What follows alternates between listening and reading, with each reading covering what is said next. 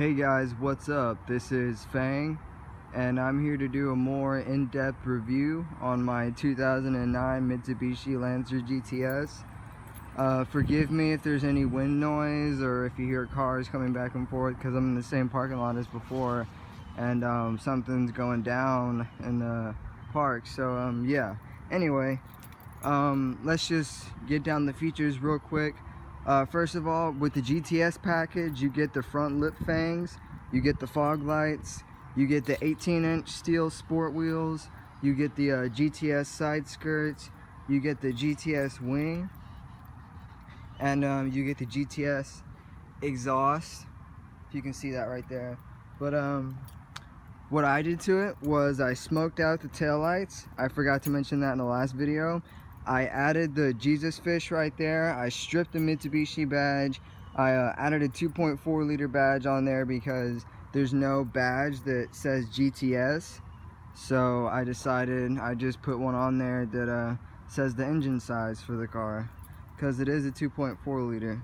So you can definitely see the resemblance to the older Lancer, the previous generation. But yeah, it's pretty cool. But for starters, you press that button, that locks the car, and then there's a sensor on the back of the door handle. So you put your hand right here and you open it. So you just put the key in your pocket. I don't have any pockets, but yeah. So when you get in the cabin, or as I like to call it, the cockpit, what you'll see is your climate controls right here, or your your climate, your temperature or climate, speed, I guess, and your vent controls. But I also glue this lighter holder right here. This lighter is dry. It's been dry for like weeks. I don't know why I haven't taken it out yet, but yeah. I added this little Star Wars ship right here that shoots lasers. But yeah, I also put lights in mine, which you'll see in a minute here. But my car also came with this head unit, which is pretty cool. It's Mitsubishi's multi-communication system. But yeah, I also have the cross here because I'm Christian, or a Christian, whatever. But yeah. So first of all, you just put your keys right here, and then you start the car.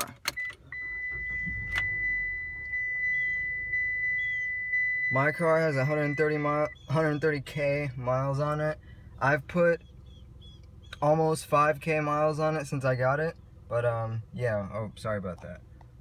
But it still runs pretty damn well. Like, I haven't really had issues with it. It just uses tires up a lot. But yeah. So you also here we go. You have automatic up down for the driver's side window, and then regular for all other three. You also have a tilt sunroof, or this is a moonroof, tilt moonroof. So you can do that. And then it goes back when you press back. So it also has the cabin lights. This is for when these lights turn on, this switch right here. So as soon as I open the door, it will turn on. But yeah. And also, this comes with aux port, but it uses AV cables, so you'll have to have a red and blue cable that has an adapter to an aux cord. But yeah. And you can see the light under here and over there. That one fell off. I need to put it back, but yeah, lazy. But that one's good right over there if you can see it. And I also have one in my glove compartment. So that's my medication. I have ADHD. I'm not a pill addict. But yeah. So this head unit right here. Hold on. I don't think you can see.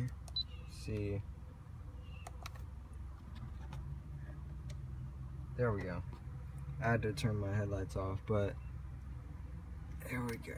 Alright, so it has sound control, which is, it has three different options. It has audio control, music type, which is pretty cool. I think so.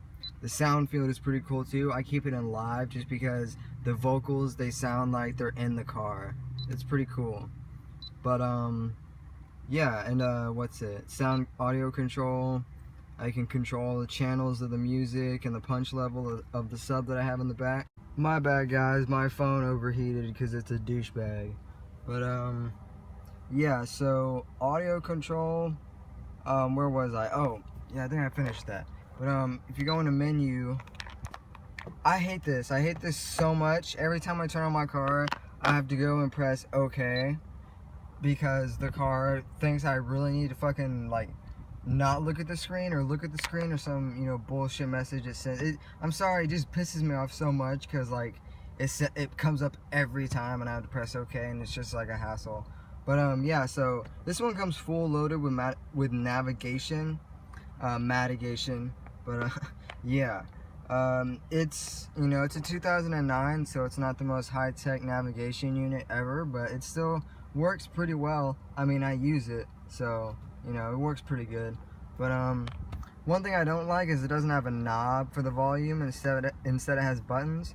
So yeah, and it also doesn't have a play or pause button, so you'll just have to like deal with that, I guess.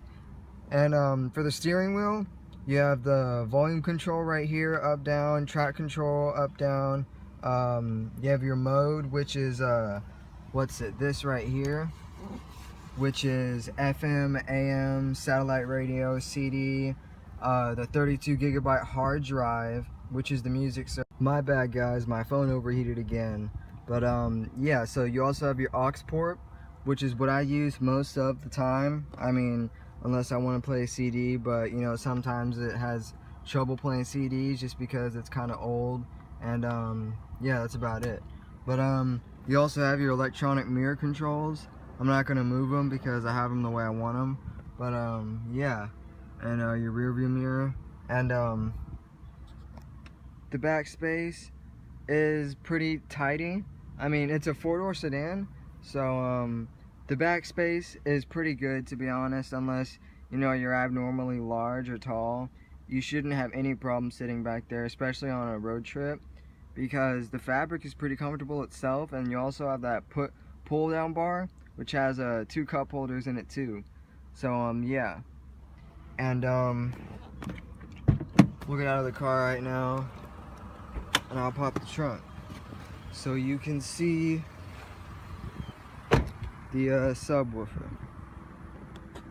Unfortunately, you have to grab from down there, but you have pretty big amount of space, pretty decent amount of space in the trunk, to be honest. But yeah, there's the sub right there, which came standard with my trim of the car.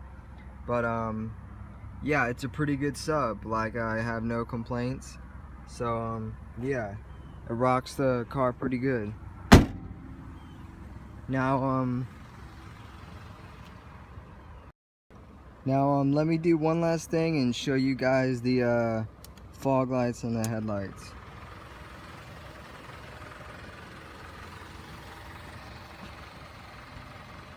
So that doesn't look that bad. Not that bad at all. I got the car pretty cheap from a used car dealer in San Antonio, Texas. And my dad drove it over here because that's where he works. And I've had the car since August 2016. And so far I haven't had any issues whatsoever with the car. I mean, like, you know, it just goes through tires a lot, and that just depends on how you drive. But, you know, it's got 18-inch wheels, so I mean, one complaint I do have is that the cockpit is pretty noisy. So if you're on the highway, you're gonna hear a lot of the highway. But yeah, let's just get in the back real quick. Excuse me. But this is where I keep all my water bottles. But yeah, so as you can see, that's my driving position, and my legs are, I mean, all the way over here. Like, I have so much room. Like, even like that is not that bad. But yeah, let me get the pull down bar. There it is. Cords right there. But yeah. Ah, it's fucking hot. I live in Texas, my apologies. But yeah, so let me know what you think, guys, and you know, if anyone's got any advice on modding, let me know, because I have a list of things that I'm trying to do to it right now, like an exhaust system. I need to plasti-dip the roof because the paint's kind of bad. I'm still thinking whether or not I should do it, but I'm also thinking about painting my brakes red. I'm probably gonna end up doing that, but yeah. Anyways, thank you guys for watching so much, and you know, as I said, you know, let me know any thoughts in the comments, or you know, any advice or whatever you have, and yeah, I'll be sure to reply, and you know, stay tuned for more videos of the car. Peace out, guys. Have a blessed week.